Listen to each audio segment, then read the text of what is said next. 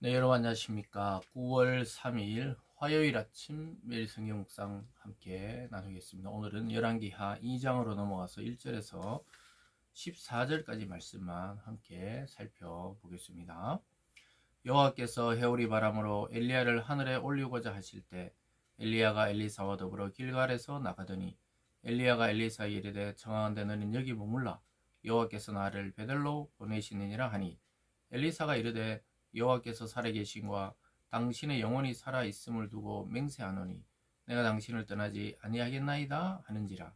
이에 두 사람이 베델로 내려가니. 아멘.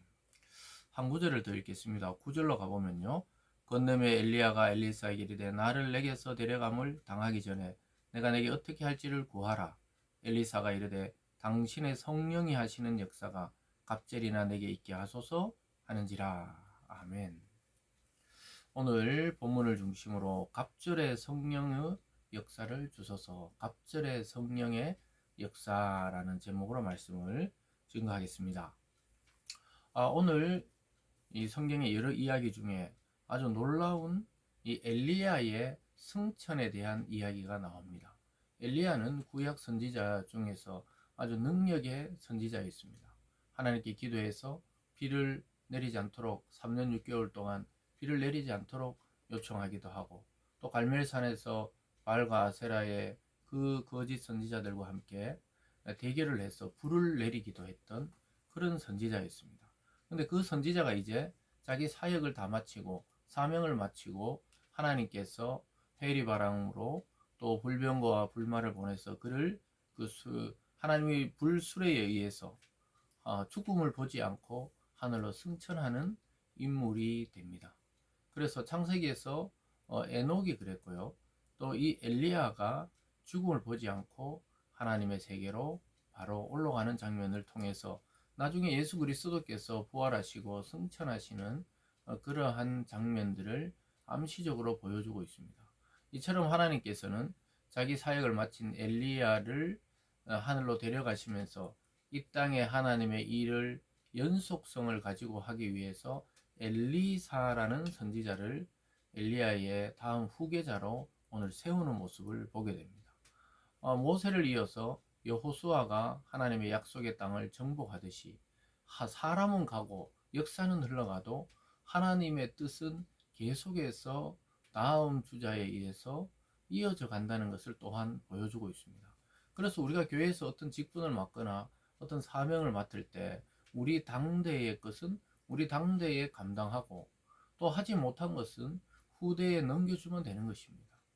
끝까지 물러나지 않고 끝까지 고집을 부리고 그럴 필요가 없이 하나님의 때가 되었을 때 자연스럽게 우리 세대의 일들은 주어진 일들을 감당하고 그 다음 세대에게 바톤을 넘겨주면 되는 것입니다.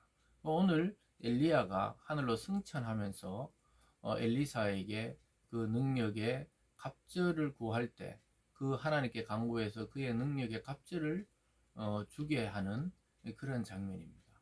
이것은 엘리사가 자기 스승 엘리야보다 더 능력 있게 살고 싶다 이런 의미로 말한 게 아니에요. 더 악해지고 더 점점 하나님에 대한 믿음이 약해지기 때문에 그런 갑절의 성령의 능력이 있어야만 사명을 감당할 정도로 시대가 악해졌다고 볼 수도 있습니다. 여러분과 제가 살아가는 이 시대에도 이 엘리사가 자기 스승 엘리야에게 요청하듯이 갑절의 성령의 역사를 내게 달라고 간구해야 되는 시대입니다. 여러분, 우리가 하루하루 살아가면서 보고 느끼는 것이 무엇입니까? 이 세상은 여전히 안전하지 않습니다. 전쟁이 끝나지 않고 또 경제가 그렇게 쉽사리 회복되지 않고 또 우리의 마음이 때로는 불안하고 어둡고 이런 것들이 계속해서 지속되고 또 교회를 떠나는 청년들은 많고 돌아오는 사람은 적어 보이는 그런 시대를 우리는 지금 살아가고 있습니다. 이때 우리에게 필요한 것, 이때 교회들마다 필요한 것은 성령의 역사입니다. 인간의 이제 계획과 생각들, 그런 말들을 내려놓고 하나님의 역사를 간구해야 되는 때인 것이죠. 1절에 보면요, 여호와께서 해의 바람으로 엘리야를 하늘로 올리고자 하실 때 이렇게 말합니다. 하나님께서 승천이라 그러죠. 하늘로 올라가는 것.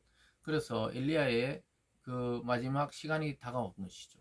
하나님이 그를 회오리 바람을 통해 이게 표현한 겁니다. 하나님 나라로 올리고자 하는 거예요.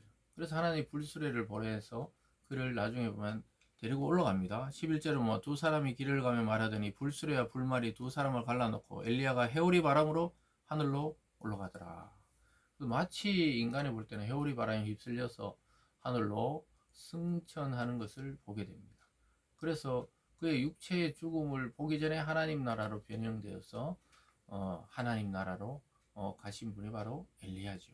그래서 하나님은 이렇게 데려갈 자를 이렇게 데려가심으로 우리 성도들이 앞으로 죽고 하나님 나라로 어떻게 변형되어 가는지를 또한 예표로 보여주고 있습니다. 어쨌든 그의 사명이 지금 끝나갑니다. 근데 끝까지 엘리야를 따라가는 엘리사가 모습이 2절에 나오죠. 엘리야가 엘리사에 이르되 청하건대 너는 여기 머물라. 여호와께서 나를 베들로 보내시니라 하니 엘리사가 이르되 여호와께서 살아계신과 당신의 영혼이 살아있음을 두고 맹세하노니 내가 당신을 떠나지 아니하겠나이다 하는지라. 이게 무슨 말입니까? 당신의 영혼이 있다니 아직 죽지 않으셨으니까 나는 죽음이 우리를 갈라놓을 때까지 당신을 따라가겠다. 이게 정말 엘리사가 자기 스승을 존경하고 또 그 스승을 통한 하나님의 능력을 믿기 때문에 끝까지 그를 쫓아가는 것을 보게 됩니다. 아주 이 집념 있는 청년이죠. 그래서 근데 엘리야는 이제 자기가 꼭 가야 되기 때문에 따라오지 말라고 계속해요. 그래서 베델로 가고요. 그 다음에 보면은 4절 중간에 보면 여호와께서 나를 데리고 여리고로 보낸다 그러고요. 또 쭉 내려오다가 보면요. 6절 중간에 나를 요단으로 보내신다. 그 요단강으로 이제 가야 되니까 더 이상 따라오지 말라. 이렇게 말하는 엘리야의 모습. 그러나 끝까지 죽음이 갈라놓을 때까지 당신을 따라가겠습니다. 이런 실갱이를 하면서 요단까지 갑니다. 근데 요단을 건널 때 보면요. 이 엘리야가 자기 겉옷을 벗어서 요단에 물을 치니까 물이 갈라져요. 거기 8절입니까? 엘리야가 겉옷을 가지고 마라 물을 치매 물이 이리저리 갈라지고 두 사람이 마른 땅 위로 건너더라. 마치 모세가 기도했을 때 하나님이 홍해를 가르듯이 엘리야의 그 능력도 그 겉옷을 말아치니까 하나님이 물을 갈라서 마른 땅 위로 건너게 하셨답니다. 그래서 이러한 하나님의 능력을 보여주고 있는데 이제 딱 건너자마자 얼마 안 되어서 엘리야가 알았어요. 이제 나는 곧 하나님 나라로 간다. 빨리 내게 간구할 거 있으면 간구하라는 거예요. 9절에 건너며 엘리야가 엘리사에 이르되 나를 내게서 데려감을 당하기 전에 이제 곧 간다는 거죠. 내가 내게 어떻게 할지를 구하라. 뭘 구하느냐니까 엘리사가 이르되 당신의 성령이 하시는 역사가 갑절에 내게 있게 하소서 하는지라. 여러분 우리가 하나님 앞에 간구해야 되는 것이 바로 이런 것이죠. 인간적인 능력과 지식과 지혜와 또 돈과 또 이 세상의 명예가 아니고 하나님께 구할 것은 성령의 역사를 구하는 것입니다. 지금 내가 하나님 믿는 이 믿음의 자세, 지금 내가 열심을 내는 이 열심보다 더 갑절의 성령의 능력을 통해 하나님 일을 이루어 드릴 수 있도록 해달라고 간구해야 되는 것이죠. 그래서 우리가 놓치고 있는 것이 때로는 이 말씀만 들어서 우리의 지식만 넓혀서 되는 것이 아니라 말씀을 듣고 그 말씀을 기록하게 하신 성령의 역사가 저와 여러분의 가슴에 불을 던져야 되는 것이죠.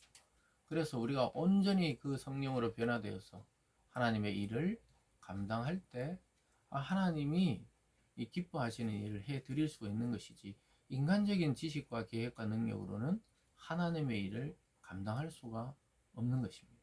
성령에 이끌려서 성령 충만함과 성령 세례를 받아야 돼요.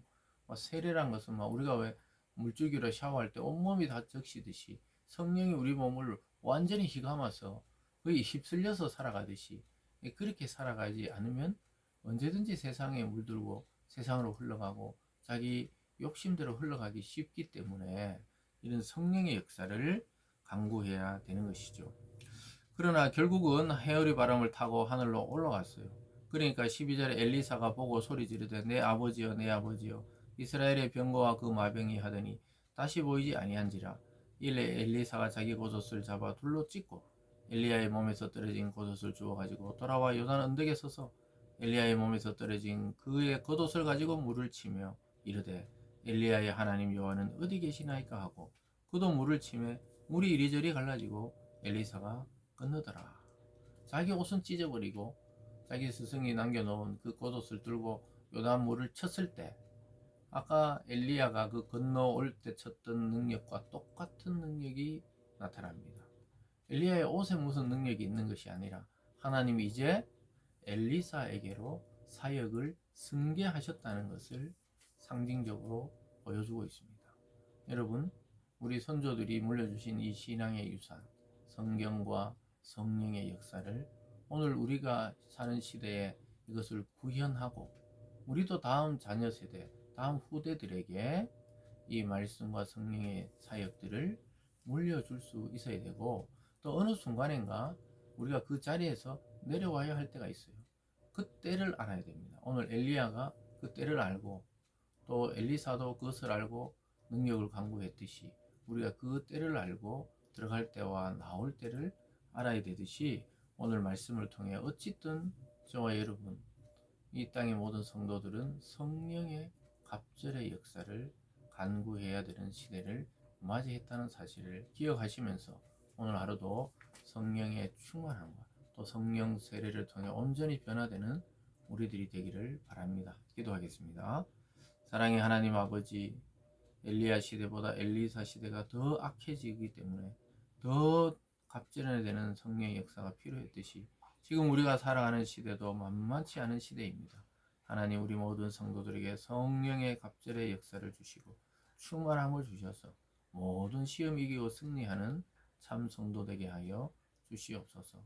감사드리며 예수님 이름으로 기도드리옵나이다. 아멘.